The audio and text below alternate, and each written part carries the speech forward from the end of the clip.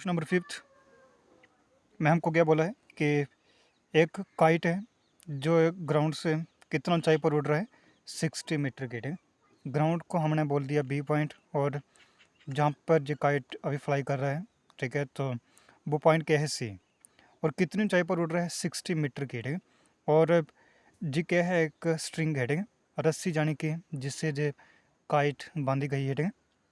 तो पूछ रहे हैं कि इसकी लेंथ बताओ, ठीक है। तो हम मान लेते हैं ए और सी हमारे पास क्या है, वो लेंथ है, ठीक है, समझा गया ना, जिससे जो काइट बंधा हुआ है, ठीक है। तो इसी को हमको निकालना है, और जहाँ पर जो स्ट्रिंग और ग्राउंड टच कर रहे हैं, ठीक है, वहाँ पे एंगल बन रहा है 60 डिग्री का, ठीक है।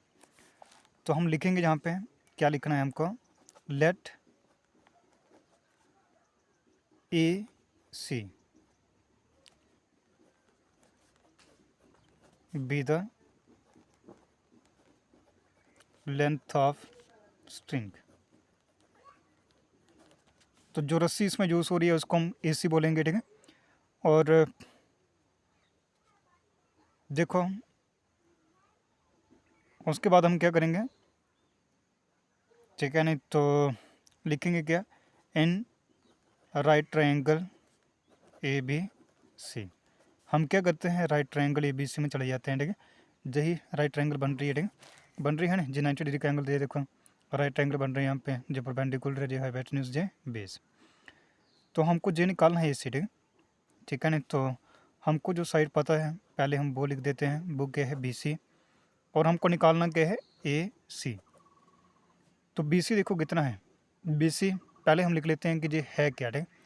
तो बी सी हमारे पास देखो क्या है, परपेंडिकुलर, और ठीक है, ए सी हमारे पास क्या है, हाइपोटेन्यूज, ठीक है। तो परपेंडिकुलर बाई हाइपोटेन्यूज, ठीक है, क्या होता है जो साइन, और एंगल कितना है 60 डिग्री का, ठीक है। तो बी सी देखो कितना है, बी सी हमारे पास 60 मीटर है, ठीक है। तो 60 लिखेंगे हम यहाँ पे, ठीक है, ए सी ऐसे लिखा गया, और साइन 60 डिग्री हम जहाँ पे लिख देंगे, ठीक है। अब देखो 60 डिवाइड में A C is equal to sine 60 degree, यानी कि कितना होता है जी, √3/2, जो हमको पता है, ठीक है। वैल्यूज़ बताइए आपने, ठीक है, साइन 60 डिग्री की जो वैल्यू होती है ना, ठीक है, तो वही हमने जहाँ पे लिखा है, ठीक है। तो कितना होता है वह √3/2। अब इसको हम सॉल्व करेंगे, ठीक है। इसको सॉल्व करोगे तो ऐसे ही आपका आंसर मिल जाएगा, ठीक, आपको जो हमको चाहिए था यहाँ पे, ठीक। तो 60 × 2 कितना होता है वह 120 इज इक्वल टू ए सी √3 जैसे लिखे जाएंगे, ठीक है। तो ए सी √3 इसको पहले लिख दो आप, ठीक है, 120 ऐसे लिखेंगे फिर, ठीक है।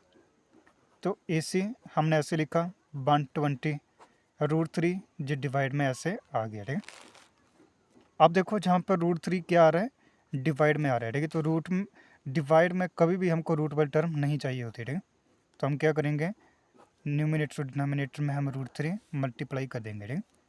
तो क्या आएगा जी 120 अंडर √3, डिवाइड में क्या आ गया, √3 का स्क्वायर। तो स्क्वायर रूट जहाँ पे देखो गया वो कैंसिल आउट हुए, ए सी इज इक्वल टू क्या बन रहा है 120 √3 डिवाइड में 3। अब जहाँ पर जो कैंसिल आउट भी हो सकते हैं, ठीक है। तो देखो 3 4 12 है ना, ऐसे लिखा गया, ठीक है। तो इसका मतलब क्या हुआ, ए सी जो है वो कितना आ रहा है, ठीक है, 40√3।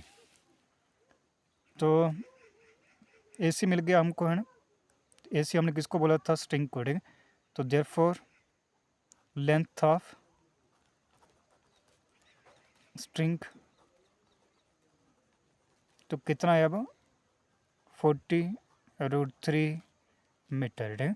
यूनिट मीटर है ना यहाँ पे, है ना, और ये आ गया हमारा आंसर क्वेश्चन नंबर 5 का, ठीक है।